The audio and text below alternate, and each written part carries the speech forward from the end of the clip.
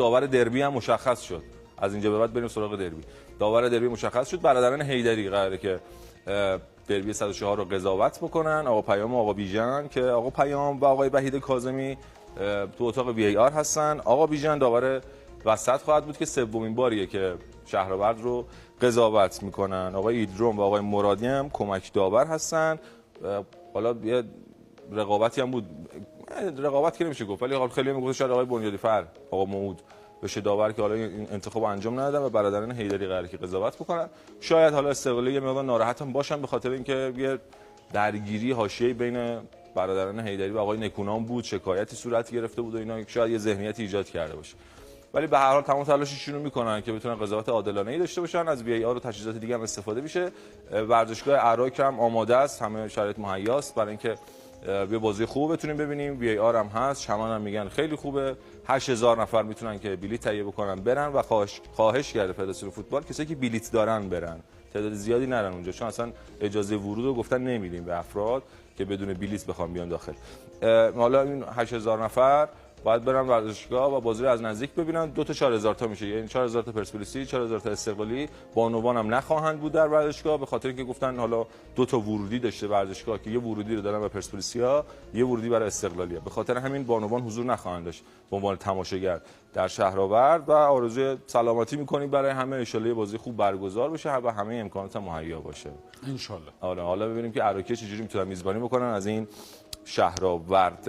اینکه گفته میشه که ورزشگاه گنجایشش بیشتره، بله بیشتر میتونن تماشاگر داشته باشن، ولی گفتن به خاطر شرایط امنیتی و به خاطر کنترل جمعیت تصمیم گرفته شده که 8000 نفر داخل ورزشگاه باشن. اما دیروز استقلالیا، یعنی پیشکسوتان محترم ورزشگاه استقلال، رفتن سر تمرین این تیم و حالا همراه با آقای شهریاری رئیس هیئت مدیره، آقای مظلومی بودن، آقای فریبا بودن، آقای فنونی زاده بودن که رفتن و یه دیداری داشتن با بازیکن‌ها و کادر فنی استقلال. یه خدا قوتی و خسته نباشید و دادن روحیه به این تیم که بتونه نتیجه خوبی بگیره در شهرآورد. حالا یه سری حاشیه هم داشت که حالا چرا خیلی از پیشکسوتای دیگه نبودن، مثلا آقای منصوریان یا حالا دیگر دوستانی که به عنوان پیشکسوت میتونستن باشن و نرفتن. گفته میشه حالا بعضیشون تصمیم گرفته بودن نباشن، یه سری مشکل داشتن، حاشیه داشتن. مثلا آقای منصوریان میگن دلخور بودن از اینکه چرا مهدی هاشمی نسب رو نذاشتن بیاد استقلال دوباره کارش انجام بده. یه خبری هم دیروز اومد، یه شایعه که آقای هاشمی نسب به زودی قراردادش امضا میکنه با استقلال، ولی بعد تکذیب شد توسط خود ایشون. گفته میشه یه طلبی داشتن باشگاه استقلال، اینا که میگن حالا تو فضای خبری و رسانه‌ای، یه طلبی داشتن 500 میلیون تومان بوده، 200 میلیونشو میدن، بعد میگن که آقا چرا 200 تومن دادین، یه 25 میلیون دیگه هم میدن. بعد ناراحت میشن، میگن چه وضع پول دادنه. آقای منصوریان هم چون واسطه شده بودن یا دیگر دوستان، اینجا یه دلخوری پیش میاد و حضور آقای هاشمی نسب در استقلال هم منتفی میشه. حالا اینجا باز اون اختلاف مدیریت و کادر فنی دیگه.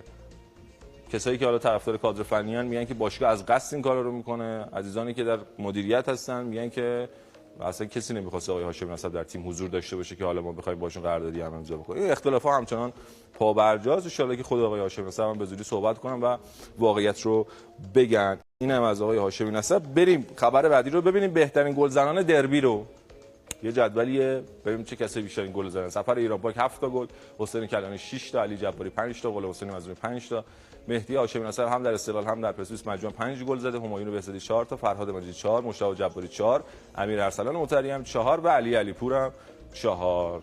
و حالا علی پور این شانس رو داره که بتونه تعداد گل‌هاشو بیشتر بکنه، رکورد بهتری رو ثبت کنه برای خودش. ولی خب جالبه دیگه، تعداد 4 زیاده، 5 تا هم داریم، 6 تا هم داریم، 7 تا هم داریم دیگه.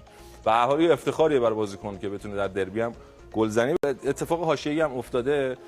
حالا یه کری میخونن دو تا باشگاه برای همدیگه بیانیه دارن میدن و لوگوی همدیگه رو حذف میکنن.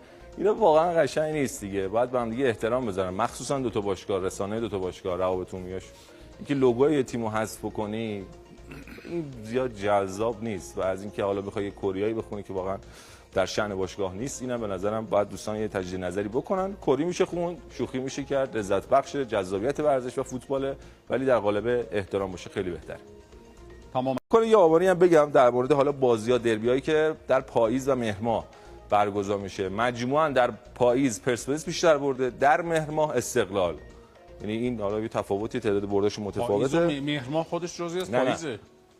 کل فصل پاییز بازیایی که در مهر و آبان آذر برگزار شده پرسپولیس بیشتر برده، استقلال فقط در مهر ماه تونسته که پرسپولیس بیشتر شکست بده. پس ماه استقلاله. بله اینجوریه دیگه. پرگل ترین بازی‌ها در مهر ماه 6 مهر 49 بوده که استقلال 3-2 پرسپولیس رو برده. یه بازی دیگه هم داشتیم 18 آذر 90 که 3-0 استقلال تونسته ببره. پرگل ترین دربی زمان آقای پرویز مظلومی بود، جام حذفی 1390 که 3-0 شد. چه اون موقع پرسپولیس همش میباخت یادش بود. بالا دوستان دیگری بودن در پرسپولیس و مربی بودن. آقای مظلومی خیلی پرسپولیس تونست شکست بده و بعدش رسید به ایمان زاهد اون دربی معروفی که برگزار شده، بازی که 3-2 شد که دیگه اون تموم شد اون اتفاقاتی که اون موقع میافتاد.